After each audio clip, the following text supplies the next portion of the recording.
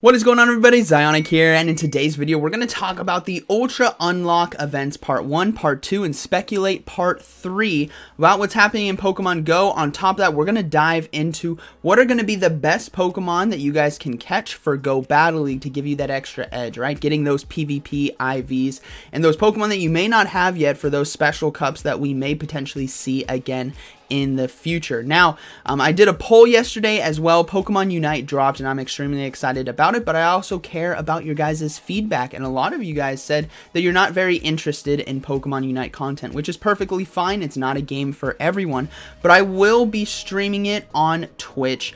Just seeing the feedback. We're going to keep the YouTube channel when it comes to Pokemon Go and maybe some guide videos about Pokemon Unite every now and then. So Pokemon Go Battle League is not stopping. Do not worry, everyone. I'm just going to play another game as well on top of it, because Go Battle League sets really don't take too long, right? Maybe an hour or two, and there's still more time in the day to play other games, so that's what we're going to do.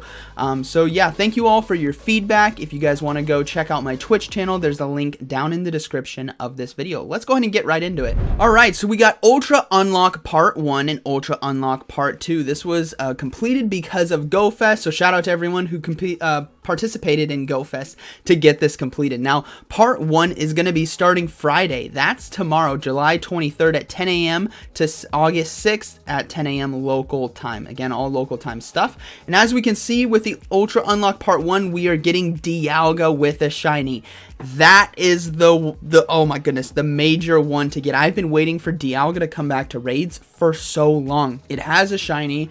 Obviously, you guys want to aim for 100% IV. You don't necessarily need to do all the raids to get XL candy, because remember, there is Master League Classic, so you can just use rare candy and some of the Dialga candy you get to power it up to level 40 to compete there. On top of that, we have some other Pokemon in raids that I want to emphasize to you guys you may want to catch. You don't have to necessarily farm, but at least get it for its potential in the Great League. Magneton is definitely one of those. It's very awesome. If you guys don't have Magnemites yet, this is going to be a good time to get Magneton. It can evolve into Magnet Zone, which is also very strong for Ultra League as well. Next, we got Golurk. This is going to be one of the ones. I don't know necessarily how much combat power it's going to be on the raid because this graphic doesn't show it, but this is one of those Pokemon that you really can't get in the Great League unless you trade for it, because if you hatch the pre-evolution, when you evolve it, it goes above 1500. So if this Pokemon in raids is below 1500, you want to get that. It has great coverage in some specialty cups like we saw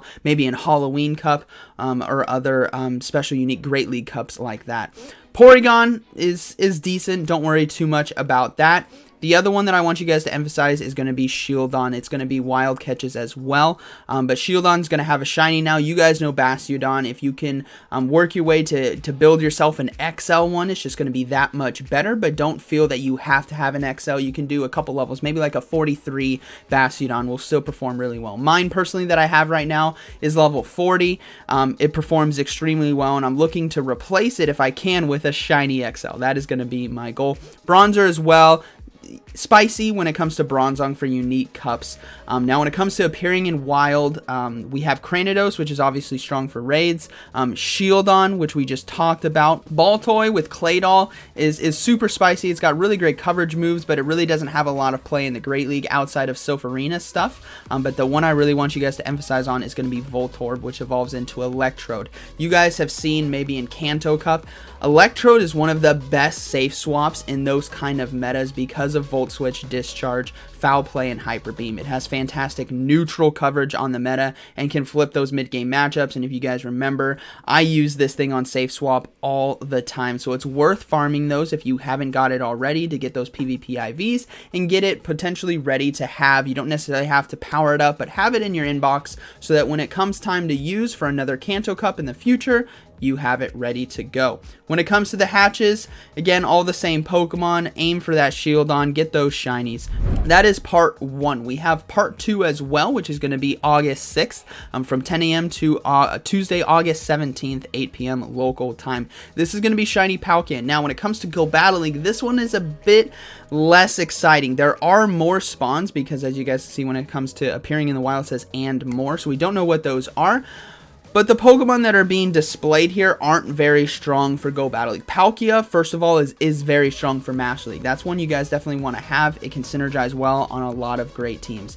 Outside of that, the other raids, Heracross is spicy, Kangaskong is nice in Kanto Cup, Alakazam is spicy but very frail and not really used too often. The one I will say maybe try to focus on when it comes to getting PvP IVs and XL Candy is going to be Clefairy, right? Clefable for Great League and Ultra League. I know a lot of you guys don't like Charm, but you can't ignore the fact of how strong it is. And if you want to get an XL one, that's going to be your route. It's going to be appearing in the wild, has a shiny chance, and it's going to be beautiful.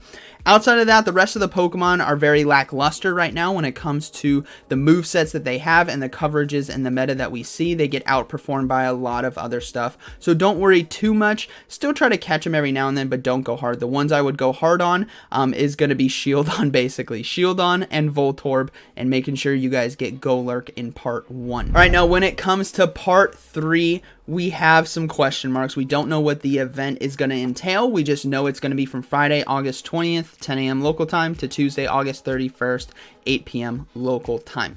My guess is going to be Hoopa. We saw it in GoFest. We saw some hints at it in the text and messages, and we saw it floating around on the loading screen as well. So that's going to be my guess. We'll see Hoopa in part 3, which will be really cool. I hope it has a great moveset, and I hope it's one of those Pokemon, kind of like Mew, where it can do well in Great League and Ultra League. That way I don't have to spend a lot of dust and candy to power it up to Master League. But anyways, I hope it's very strong. So let me know down in the comments what you guys think about this Ultra Unlock Part 1, 2, and 3.